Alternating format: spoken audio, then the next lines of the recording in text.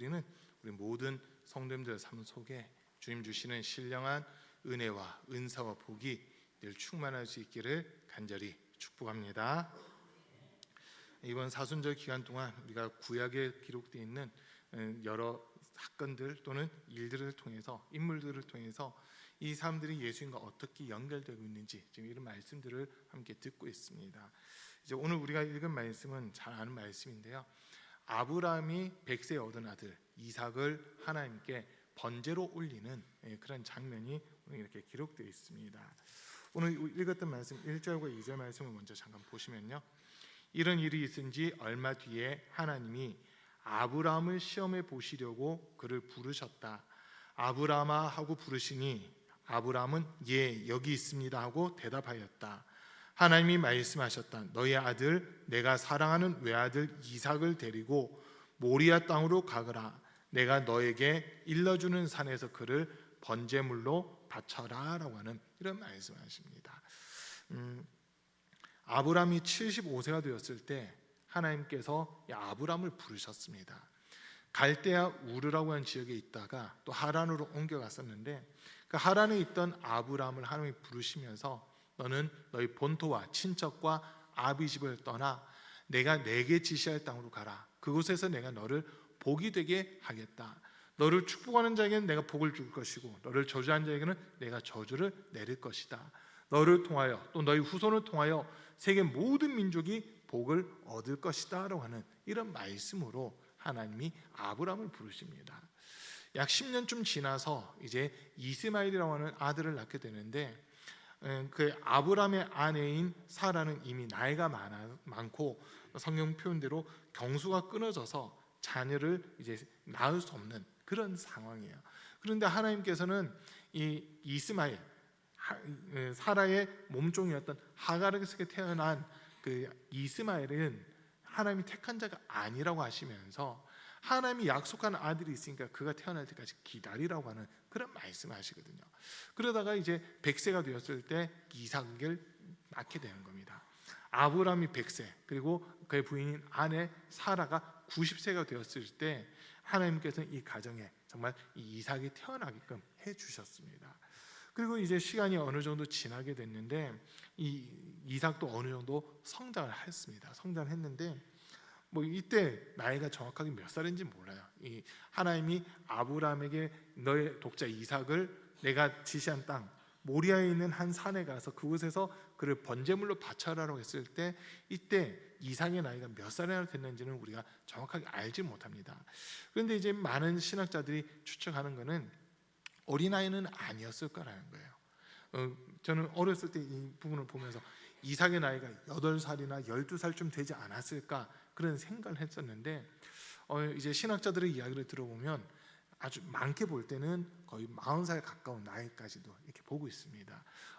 어른으로 성장하고 나서 이렇게 자신이 하나님 앞에 번제물로 바치는 그런 모습이었다는 거거든요.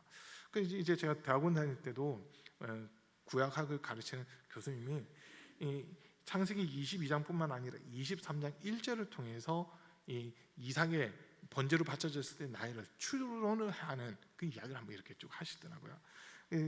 창세기 23장 1절 말씀 잠깐 보면 사라는 100년하고도 27해를 더 살았다. 이것이 그가 누린 횟수이다 라고 이렇게 되어 있습니다. 그러니까 창세기 22장 전체적으로는 아브라함이 이삭을 바치는 장면이 나와요. 그리고 22절부터 24절 사이에서는 이제 그 나홀이라고 하는 사람의 자손들에 대해서 또 이렇게 기록이 되어 있습니다. 그러니까 이제 아브라함의 동생인 나홀에게서 자녀들이 이만큼 태어났다, 그 이야기가 기록되어 있고, 그러고 나서는 그냥 바로 이 사라가 죽는 내용이 나오거든요. 사라가 왜 죽었는지 모르고 그냥 127세에 죽었다 이렇게만 기록되어 있습니다. 근데 그때 이제 대학원 때 가르쳤던 교수님 얘기가 이 아브라함과 이삭이 모리아에 있는 산에 갔다 온 이후에 이제 이삭이 자기 어머니 사라에게 있었던 일을 이야기를 했다는 거예요. 성경에 기록되지 않은데 그 교수님의 추론입니다. 자기 어머니에게 이야기를 했는데 아버지가 모리아 산에서 나를 번제물로 바치려고 했다, 이 말에 사라가 놀래가지고 심장마비로 죽었다는 거예요. 그 교수님 얘기예요. 심장마비로. 그러니까 뜬금없이 사라가 죽었다 이렇게 나오다 보니까 그 이야기를 듣고 놀라서 심장마비로 죽었다. 그러다 보니까 이때 이 이삭의 나이가 사라가 90세에 낳았으니까 127세잖아요. 그래서 37세쯤 되지 않았을까 이렇게 추론을 한다고 하는 그 이야기를 하시더라고요. 근데 이제 그 정도 나이가 됐을 거로 많은 분들이 지금 보고 있어요. 실질적으로 왜 사라가 죽었는지는 모르는데 그 교수님 말씀은 그랬어요. 그런데 어쨌든 많은 분들이 추론하기를 이 이삭이 나이가 많아서 이렇게 순종했다는 거거든요. 그러면 이제 여기서 이게 두 사람이 순종하는 모습을 먼저 보는 거예요. 먼저는 아브라함이 하나님의 말씀에 순종하는 모습이었습니다. 너희 독자 이삭을 데리고 모리아에 있는 한 산으로 가라. 그리고 그를 나에게 번제로 바쳐라라고 했을 때 아브라함이 순종을 하거든요. 다음날 아침 일찍 일어나서 두 명의 하인과 이삭을 깨워서 우리 하나님께 제사드리러 가자라고 하면서 사흘길을 떠나게 되는 이 모습이 있어요. 자, 그리고 또 이제 그렇게 흉내만 내는 것이 아니라 아브라함이 어디까지 순종하냐면 끝까지 순종을 해나갑니다. 끝까지 순종을 하는데 모리아에 있는 산까지 사흘이라고 하는 시간을 걸려서 모리아에 있는 산까지 왔어요. 그리고 하인들에게 너희는 여기 잠깐 머물러 있어라. 나와 내 아들이 저기에 가서 하나님께 제사를 드리고 우리가 다시 돌아오겠다라고 하는 그 이야기를 하거든요.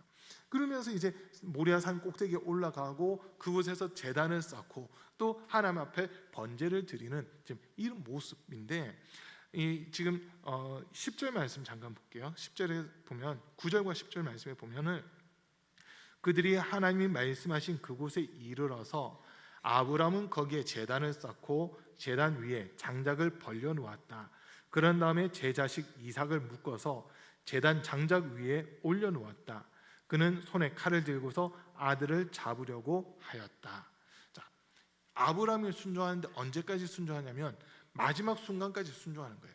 이 이삭을 번제단에 올려놓고 그 목에 칼을 찌르려고 하는 것까지 지금 하나님 말씀에 온전히 전적으로 순종하고 있는 지금 이 모습을 우리에게 보여주고 있습니다.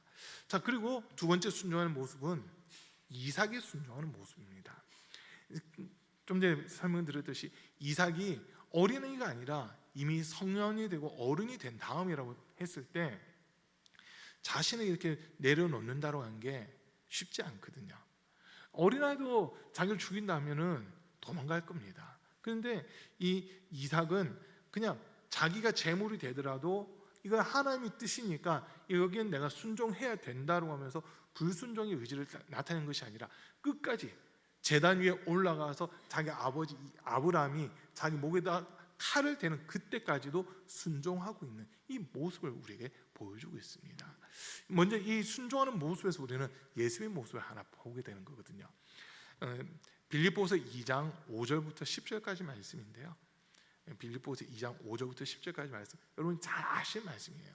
너희 안에 이 마음을 품으라. 곧 그리스도 예수의 마음이니 그는 근본 하나님과 본체시나 하나님과 동등됨을 취할 것으로 여기지 아니하시고 오히려 자기를 비워 종의 형체를 가지사 사람들과 같이 되셨고 사람의 모양으로 나타나사 자기를 낮추시고 죽기까지 복종하셨으니 곧 십자가에 죽으심이라 라고 이렇게 이야기합니다. 그러니까 지금 예수님이 어디까지 복종하셨느냐, 하나님의 말씀이라고 했을 때는 십자가에서 죽는 그 사건까지 복종을 하시거든요. 그런데 지금 이삭도 자기가 제단 위에서 제물로서 죽는 그 자리에까지 복종하고 순종하고 있는 이 모습을 우리가 먼저 보게 되는 겁니다. 자, 그리고 두 번째로 여기서 이제 볼 수 있는 모습 중 하나는, 본문에서 볼 수 있는 모습 중 하나는 이 이삭이라는 사람을 통해서 사실 예수의 모습을 보는 거거든요. 아브라함보다도 이삭을 통해서 예수의 모습을 볼 수가 있는데 3 말씀에서 이제 5절 말씀을 잠깐 보겠습니다.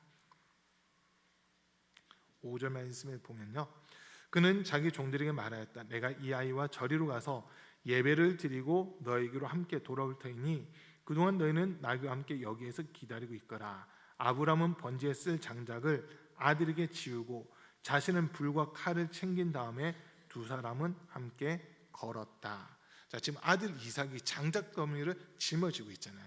이 모습에서 우리가 한 가지 볼 수 있는 게 뭐냐면 예수님과 연결해서 본다면 십자가를 지고 있는 그런 모습이거든요. 십자가에 매달린 게 아니라 십자가를 지고 비아돌로로사라고 하는 그 길을 걸어가고 있는 이 모습을 여기서 살짝 엿볼 수 있습니다. 아마 그 이삭이 가지고 짊어졌던 그 장작의 무게가 얼만큼이나 되는지 우리가 잘 알지 못하지만 번제에 쓸 만큼, 그러니까 짐승을 잡아서 번제로 드릴 만큼의 그 불을 화력이 있어야 되니까 그래도 꽤 많은 장작이 필요했을 것으로 이렇게 우리가 볼 수 있어요. 그 장작을 짊어지고 그 길을 가는 거죠. 그런 모습 속에서 예수님이 십자가를 짊어지고 가시다가 몇 번 쓰러지는 그런 모습들이 있었거든요. 그것과 좀 이렇게 오버랩되고 있는 그런 모습들도 여기서 하나 보게 됩니다. 자, 그런데 이삭이 이제 하는 질문이 있어요. 자기 아버지 아브라함에게 질문하는데, 불도 있고 칼도 있고 장작도 있고 다 있는데 하나님께 드릴 어린 양은 어디에 있습니까? 라고 하는 이 질문을 합니다. 이 질문에 대해 아브라함은 사실 마음이 많이 아플 거예요. 하나님이 너를 번제물로 바치려고 한다, 이 이야기는 참아 못하고 하나님이 자신을 위하여 친히 준비하신다라고 하는 이 이야기를 지금 하고 있거든요. 이 부분을 이렇게 보면서 하나님이 말씀하신 것에 대해서 아브라함은 좀 더 의심하지 않고 있다라는 걸 우리가 또 보는 거죠. 근데 이삭은 이미 느꼈을 것 같아요. 이미 어려서부터 하나님 앞에 번제 드리는 것을 경험을 했던 사람이기 때문에 이거는 지금 하나님께서 나를 번제물로 바치러 가신다, 아마 이미 느끼고 있었을 겁니다. 그런데도 불구하고 아무런 대꾸를 하지 않고 변명하지 않고 그냥 그 말을 믿고 그냥 따라가고 있는 이런 모습이거든요.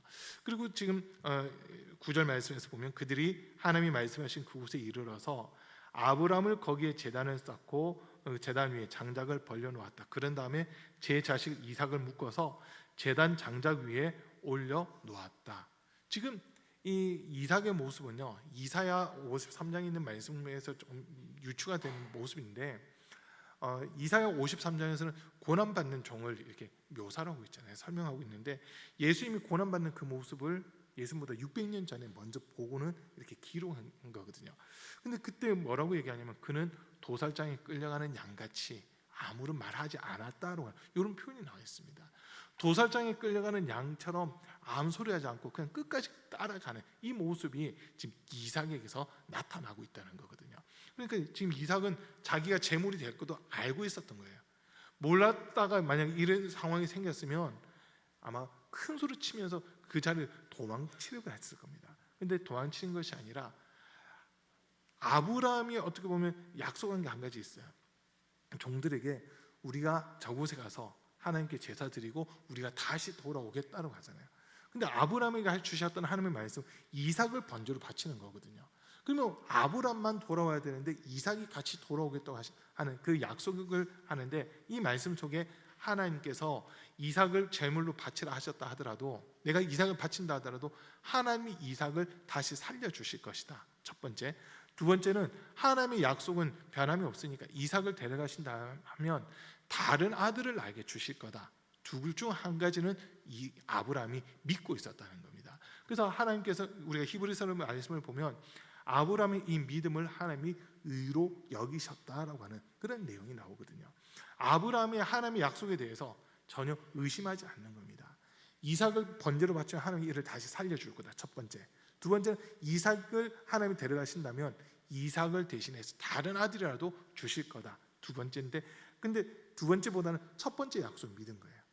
죽인다 하더라도 하나님이 다시 살려줄 거다. 왜냐하면 하나님께서 이미 말씀하신 게 이스마엘도 하나님의 약속하는 아들이 아니고, 그리고 이 집에서 키웠던 종도 하나님이 약속하는 아들이 아니라는 거예요. 그러면 오직 이삭만 하나님이 약속한 아들이기 때문에 이 아들을 내가 번제로 바친다 하더라도 하나님이 이를 다시 살려주실 거다라고 하는 그 믿음을 가지고 있었던 거거든요. 이 믿음대로 이삭은 번제단에 올라갔고 자기 눈을 가리고 손을 묶은 채로 아버지 아브라함이 자기 목에다 칼을 대는 그것까지 기다리고 있잖아요. 이거 자체가 이미 죽은 거예요. 죽었지만 하나님이 그를 살려주셨다라고 하는 거거든요. 자, 그러면서 이 아브라함과 이삭 이야기가 이렇게 되는데, 나중에 이제 하나님께서 하신 말씀이 아브라함아 아브라함아 너희 아들 독자 이삭에게 손대지 마라.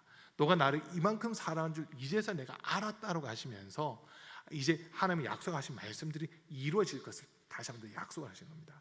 이 이삭을 통해 또 너희 자손이 많아질 것이고 너희 자손이 큰 민족을 이루게 될 것이다 라고 하는 그 약속을 다시 한번 하시는 거거든요. 그리고 이제 아브라함이 하나님의 그 말씀을 듣고 주변을 둘러보았을 때 순양 한 마리가 뿔이 걸려있는 채 있는 걸 발견하잖아요. 그래서 그 양을 대신해서 하나님께 번제를 드리는 이 내용이에요. 그곳 이름을 이제 여호와 이레라고 정하게 되는데, 여호와 이레, 여호와께서 친히 준비하신다, 자기의 산에서 준비하신다라고 하는 그런 의미거든요. 그래서 이 아브라함은 하나님이 이렇게 살아계시고 약속하신 것을 반드시 지키신다라고 하는 것을 경험하는 이런 모습을 우리가 오늘 보는 겁니다. 자, 그런데 오늘 이제 장소를 또 살짝 보려고 하는데, 오늘 우리가 읽은 본문의 그 배경이 된 장소가 모리아에 있는 한 산이잖아요. 모리아에 있는 한 산. 여러분 혹시 모리아가 어딘지 아세요? 혹시 모리아가 어딘지 아세요? 예. 자, 역대하 3장 1절 말씀 좀 펼쳐주세요. 역대하 3장 1절입니다. 역대하 3장 1절 말씀인데요, 우리 한번 같이 읽겠습니다. 솔로몬이 예루살렘 모리아 산에 여호와의 전 건축하기를 시작하니 그곳은 전에 여호와께서 그의 아버지 다윗에게 나타나신 곳이요 여부스 사람 오르난의 타작마당에 다윗이 정한 곳이라. 아멘. 자, 지금 역대하 3장 1절에 있는 말씀을 놓고 보면요, 솔로몬 시대 때 성전을 짓게 되는데 그 성전을 지었던 장소가 예루살렘에 있는 모리아 산이다라고 이야기를 합니다. 창세기 22장에서 하나님이 말씀하신 그 모리아 산과 역대하 3장에 나와 있는 이 모리아 산이 같은 산이에요. 같은 산이에요. 그러니까 지금 이 이삭의 번제물로 바쳐지려고 했던 그 장소가 시간이 지나서 솔로몬 시대 때 진짜 하나님께 예배드리는 장소가 되거든요. 예배드리는 장소가 돼요. 성전이 세워지는 겁니다.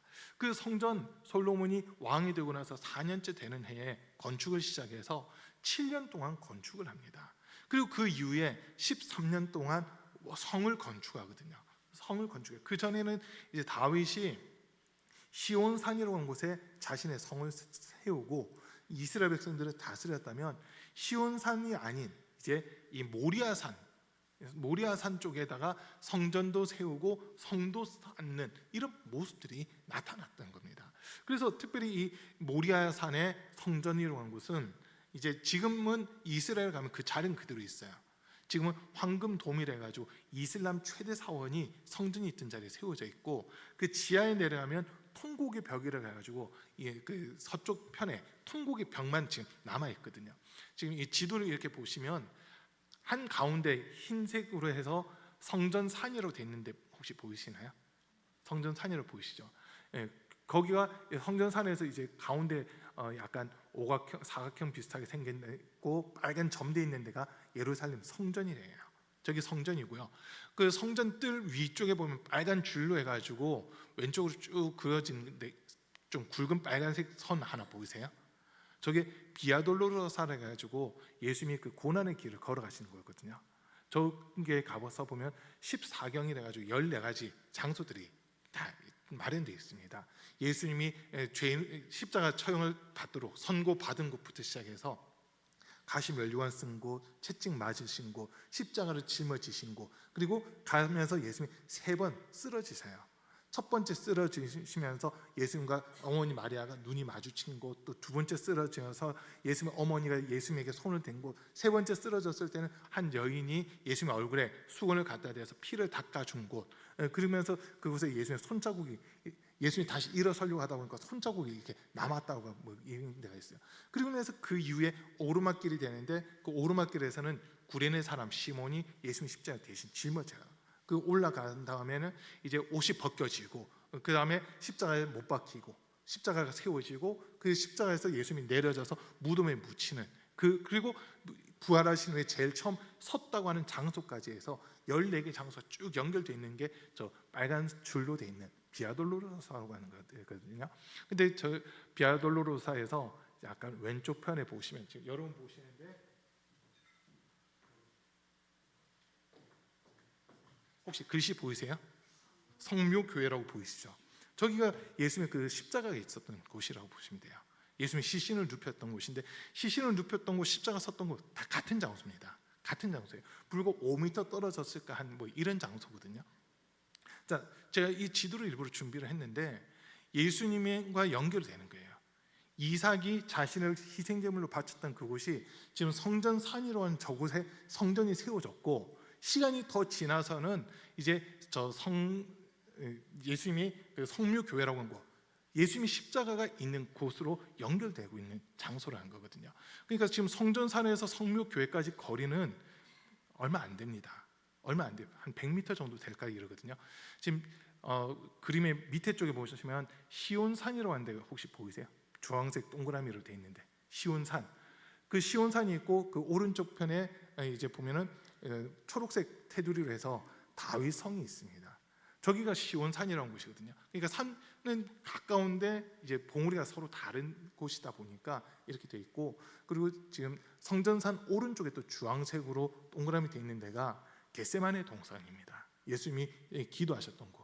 그래서 저 기도하셨던 곳에서 성전산 바로 앞에 있는 곳에 와가지고 재판받고, 그리고 그래서 비아돌로로사로 간 이 모습이거든요. 이 지도 하나만 놓고 보더라도 모리아산이 그냥 아브라함이 이삭을 바쳤다 그거로 끝나는 것이 아니라, 그 산에 솔로몬 시대 성전이 세워졌고, 그리고 그 산에 바로 꼭대기에는 성전이라면 산 조금 옆쪽에서 예수님의 골고다라고 한 곳, 골고다라고 한 곳이 이렇게 있다는 거, 이걸 우리가 볼 수 있거든요. 그래서 이 부분을 보면서 오늘 창세기 22장 말씀을 보면서 아브라함의 믿음, 아브라함이 하나님께 순종해서 독자를 바쳤다, 이 부분도 정말 대단하게 우리가 볼 수 있지만, 사실 이삭을 보는 거예요. 이삭이라는 사람은 자기 자신이 스스로 제물이 된 거잖아요. 자기 자신이 제물이 됐어요. 로마서 12장 1절 말씀을 보면, 그러므로 형제들아, 내가 하나님의 모든 자비하심으로 너희를 권하노니 너희 몸을 하나님이 기뻐하시는 거룩한 산제물로 드리라. 이는 너희가 드릴 영적 예배니라라고 하는 이 말씀을 주세요. 이삭은 지금 이 모리아의 한 산에서 자기 자신을 하나님 앞에 거룩한 산 제물로 드렸던 거예요. 산 제물로 드렸는데 하나님이 그 중심을 다 받으셨고, 이삭을 대신에 양을 잡아 죽이면서 이삭이 살 수 있는 그 길을 열어주셨잖아요. 그리고 이삭의 삶을 놓고 보면요, 이삭이 그 이후에, 이때가 그냥 아까 제가 얘기한 거는 37세지만 그 이후로 180년을, 그러니까 180세까지 살거든요. 180세까지 140년 넘는 시간 동안 이삭의 삶은요, 큰 어려움이 없었습니다. 하나님께 자신을 온전히 드렸다는 것 때문에 하나님이 지키시고 보호하셨을 뿐만 아니라, 어떤 일들이 일어나냐면, 이삭이 그 당시에는 이 물이 되게 귀하잖아요. 아브라함 시대 때 팠던 우물들을 주변 사람들이 다 메꿔버렸었거든요. 근데 이삭이 그 우물들을 다시 파는데, 파는 곳마다 물이 터져 나오는 이런 일들이 있어요. 우물을 7번 파는데 7번 다 성공을 했던 사람이 이삭이고요. 또 흉년에 그랄 땅에 이렇게 머물러 있었는데, 사실 애굽으로 가려고 했거든요. 애굽으로 가려고 했는데 하나님이 너 그랄 땅에 그대로 있으라고 말씀하신 거예요. 흉년에 그랄 땅에 있으면 먹을 게 없는데 하였지만, 하나님의 약속 말씀 믿고 기다렸을 때 그 해에 농사를 하는 거예요. 이삭이 그때까지 농사를 한 번도 안 해본 사람이거든요.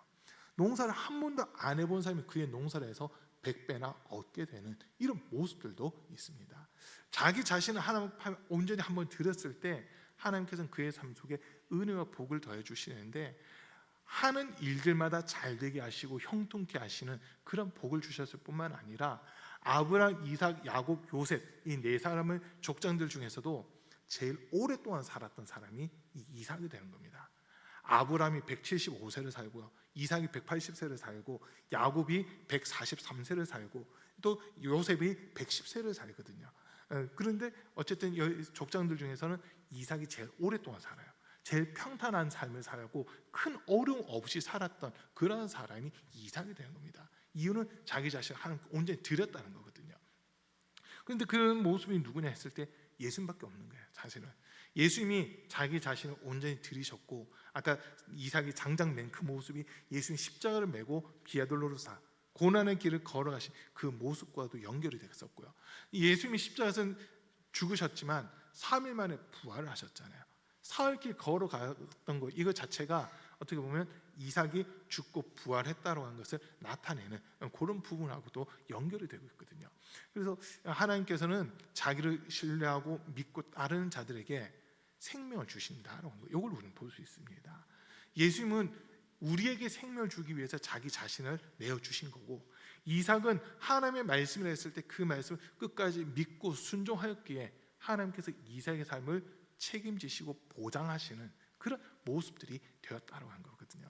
그래서 오늘 이 말씀 속에서 이 모리아에 있는 한 산, 그곳이 결국 아브라함이 하나님의 말씀을 순종해 제사를 드렸는데 그곳이 하나님의 영광이 가득한 예루살렘 성전이 되었고요. 그 바로 옆에가 이제 예수님이 십자가에서 고난 당하신 골고다로 이렇게 연결이 되면서 모리아로 이 산이 그냥 아브라함 이삭에게만이 아니라 예수님에게까지 이루고 있고, 하나님이 우리를 향한 구원 계획이 완성된 곳이 바로 이 모리아의 한 산이었구나라고 하는 거, 이걸 우리가 오늘 보는 겁니다. 그래서 우리 사랑하는 성도님들, 예수님이 말씀하시는 것 중에 이제 요한복음 4장에서 보면 하나님은 영이시니 예배하는 자가 영과 진리로 예배할지니라고 이 말씀을 주시잖아요. 4장 24절에서요. 하나님은 영이시니 예배하는 자가 영과 진리로 예배해야 된다 했는데, 그 영과 진리, 영은 성령을 나타내고 진리는 말씀을 나타내거든요. 성령은 우리에게 예수 그리스도를 증거하는 영이시고요, 모든 말씀은 예수 그리스도를 증거하고 있는 책이에요. 그러면 결국 하나님께 예배드린다고 하는 것은 예수 그리스도께서 십자가에서 흘리신 그 피의 공로를 힘입고 예배드려야 하나님이 받으신다라고 하는 이 결론이 나오는 겁니다. 인정되시나요, 여러분? 예배 시간에 내가 교회에 나와 있기 때문에 이 예배를 하나님이 받으신다, 그게 아니라 이 예배를 통해 나를 위해 십자가에서 고난당하신 그 예수님을 기억하면서 감사하면서 예배를 드려 이 예배가 하나님께 상달이 된다고 하는 겁니다. 내 의가 아니라 하나님이 우리를 구원하기 위해 보여주신 의, 예수 그리스도의 고난, 희생, 죽음을 통해서만 하나님은 그 예수 그리스도의 고난, 죽음, 희생, 피 흘림, 이거를 인정하는 사람들의 예배만 하나님이 받으신다고 한 거거든요. 그래서 우리 사랑하는 성도님들, 오늘 말씀에서 아브라함과 이삭이 예배의 성공자가 됐습니다. 이들이 예배에 성공한 그 장소가 예루살렘 성전이 됐어요. 그리고 더 나아가서 이곳이 예수님의 십자가가 세워진 골고다라고 하는 곳까지 이렇게 연결이 되어 있습니다. 그럼 이제 우리가 어떻게 예배 드려야 될 거냐? 하나님이 받으실 만한 예배를 드려야 된다는 겁니다.